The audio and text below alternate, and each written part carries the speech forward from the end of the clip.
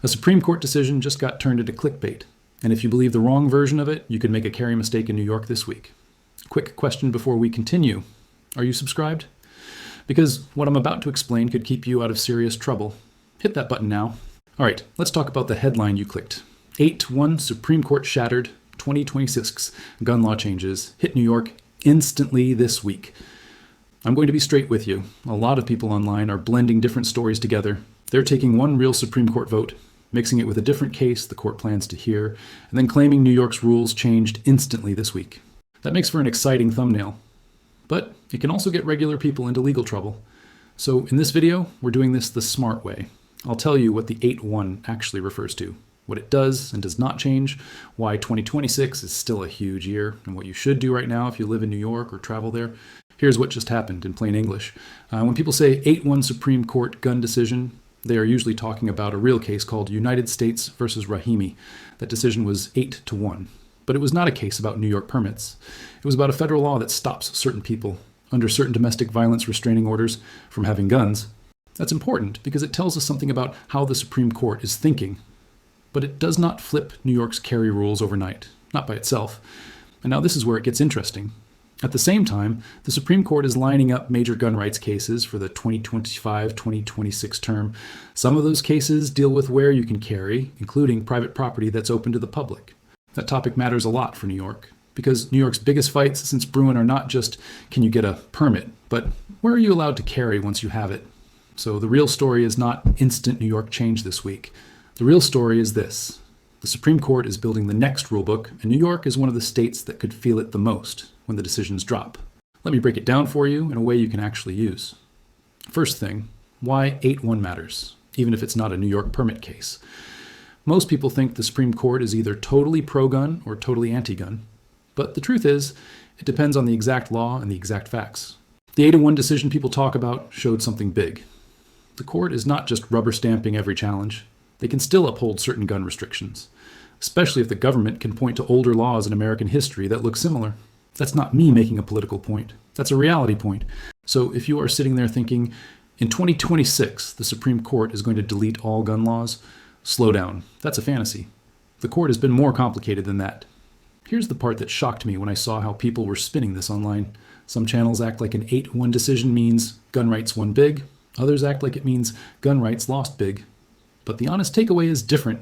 The honest takeaway is that the court is trying to shape a test, a rule, a way to judge gun laws going forward.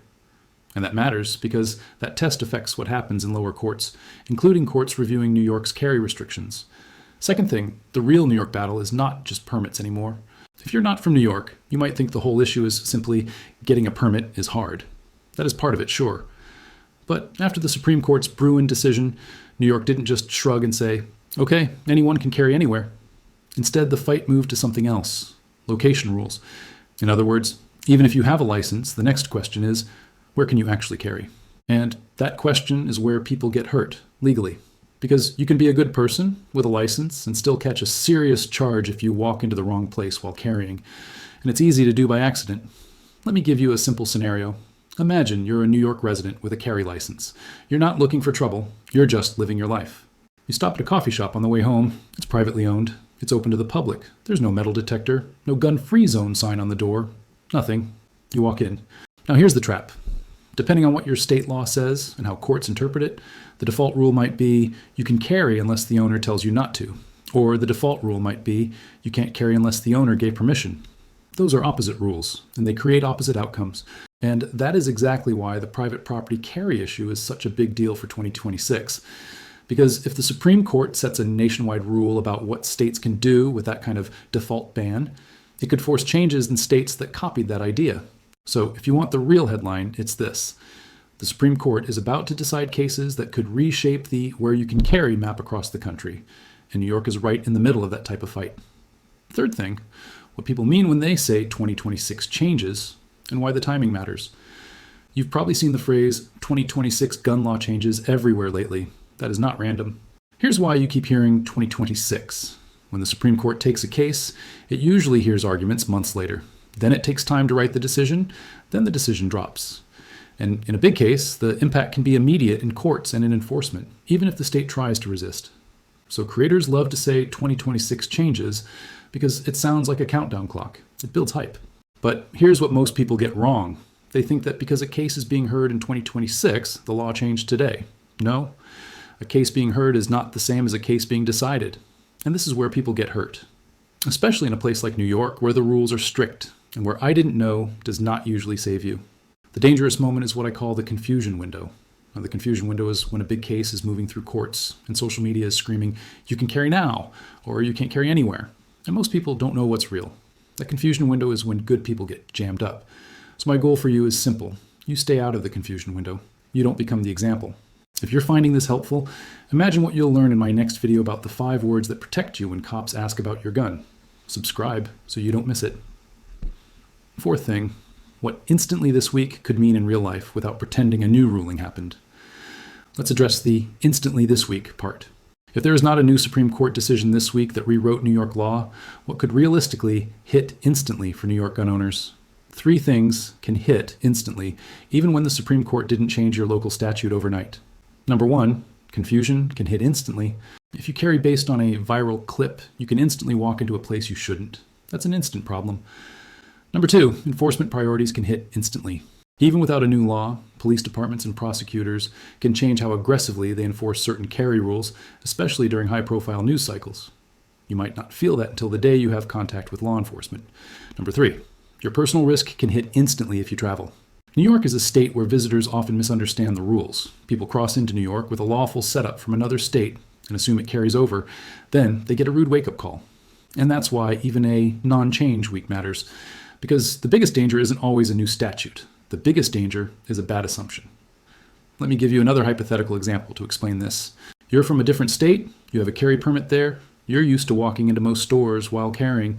Your state treats signs a certain way. Your state has certain rules about parking lots, private property, and public buildings. Now you travel to New York.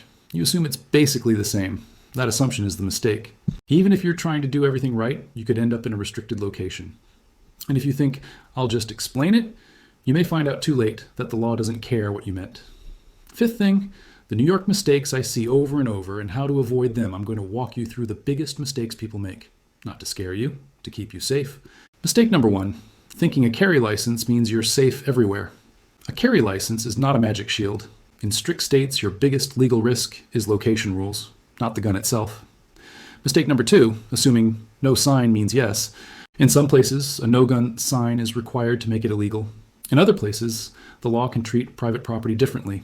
And until the Supreme Court sets clearer rules, you cannot rely on what you heard online. Mistake number 3, thinking you can talk your way out of it. This is the most painful one. People think if they get stopped, they can be polite, explain they're a lawful gun owner, show their permit, and it'll end with a warning. Sometimes that happens, sometimes it doesn't. And you don't control that. You don't control the officer's reaction. You don't control the prosecutor. You don't control what the law says about that location. So your best move is to never be in that situation in the first place. Mistake number 4, mixing up federal law, state law, and Supreme Court decisions. The Supreme Court doesn't pass laws, it interprets the Constitution and decides cases. A Supreme Court case can cause a law to be struck down or forced to change because it conflicts with the Constitution. But that doesn't mean every Supreme Court gun case changes your carry rules tomorrow morning. And that leads to the biggest problem with clickbait headlines. They take a real Supreme Court case and then claim your daily rules changed instantly. That's how you get people hurt. Now, quick legal note. This is educational information, not legal advice. Always consult an attorney for your specific situation. 6th thing, why 2026 could still bring major changes that New York owners will feel fast. Now, this is where it gets interesting again. If you live in New York, the cases the Supreme Court is hearing in this term matter for one huge reason. New York's modern carry restrictions are part of the national where can you carry fight. The Supreme Court has already told states in Bruin that you can't make people prove a special need just to carry in public. That was a massive shift. But after that, states started testing the edges. They started using tactics like broad lists of sensitive places. They started using rules about private property. They started building systems that don't fully ban carry, but make carry risky and confusing. And courts have been fighting over where the line is. So if the Supreme Court draws a clearer line in 2026, New York could feel the impact fast, not because of magic. Because the rule would bind lower courts, and because state laws that conflict with the new rule become legally vulnerable, That can lead to emergency motions, injunctions, and fast changes on the ground. And if you're thinking, okay, so does that mean carry becomes easier or harder? Here's the honest answer. It could go either way depending on the issue. Some decisions may protect carry rights in more locations. Other decisions may uphold certain restrictions. And some decisions may create a new test that makes things unpredictable until lower courts apply it. So the smart move is not cheering early. The smart move is preparing. Seventh thing, what you should do right now, today, if you carry in New York. I'm going to give you a simple plan. This is not legal advice. This is common sense risk control. First, don't rely on YouTube headlines to decide where you can carry. Use official state guidance and current court orders. If you can't verify it, don't bet your freedom on it. Second, treat private property as a serious carry decision. If you're entering a private business, look for signage. If you see a sign, respect it. If you don't see a sign, don't assume that means you're safe. Think like a grown-up. Ask yourself, if I'm wrong, what's the consequence? Third, create your own no-go list. Even if you don't know every rule, you can reduce risk by avoiding obvious sensitive areas, obvious government buildings, and obvious high-security places. Fourth, keep your paperwork clean. Keep your license valid. Keep your address current if required. Keep up with any renewal or recertification system your state uses. Fifth, think through the traffic stop scenario before it happens. Have you ever wondered why good people get flustered during a stop? Because they never practiced the moment in their head. If you carry, you should already know what you plan to do if you get pulled over. Where are your hands going? How are you going to communicate? What are you going to avoid doing? Most problems come from panic movements and bad communication, not from the gun itself. Sixth, don't carry to prove a point. This is the mindset shift. A lot of people want to be the guy who says they can't tell me what to do, but courts don't care about your pride, and prosecutors don't care about your internet arguments. Carry to protect your life, not to win a debate. Hey, 73% of people watching right now aren't subscribed. Don't be part of that group. Join the 50,000 gun owners who get these updates first. Click subscribe. Eighth thing, the big prediction for 2026, and the one warning I want you to remember. Here's my prediction. In 2026, we're going to see at least one major Supreme Court ruling that clarifies where carry bans are allowed and where they go too far. And when that happens, you will see three waves. Wave one is the headlines. They will be loud. They will be dramatic. They will be wrong in at least one major way. Wave two is the panic videos. You'll see creators rush out content within hours. Half of them will not have read the decision. Some of them will repeat rumors. Others will cherry pick one line and ignore the rest. Wave three is reality. Reality is when lawyers file motions, courts issue orders, states issue guidance, police departments update training, and people like you finally get a clear picture of what changed and what did not. And the warning is this: don't live your life in wave one and wave two. Wait for wave three, because wave one and wave two are where people catch charges. If you want to be ahead of that mess, you subscribe and you stay plugged into real updates, not hype. This information could literally expire after January 2026.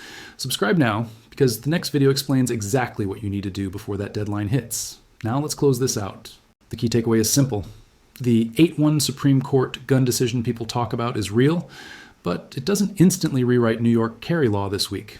The real 2026 story is that the Supreme Court is lining up cases that could reshape where carry is allowed, including rules about private property in public spaces, and that could force changes that New York gun owners will feel in everyday life. If you care about protecting your family and staying out of trouble, you need clean information, not viral panic. Subscribe so you don't miss the next update, because when the next big ruling drops, I'll break it down in plain English and tell you what to do next. Final legal disclaimer in simple terms. I'm not your lawyer, and this video is not legal advice. Laws change, and your facts matter. For guidance on your exact situation, talk to a qualified attorney in your state.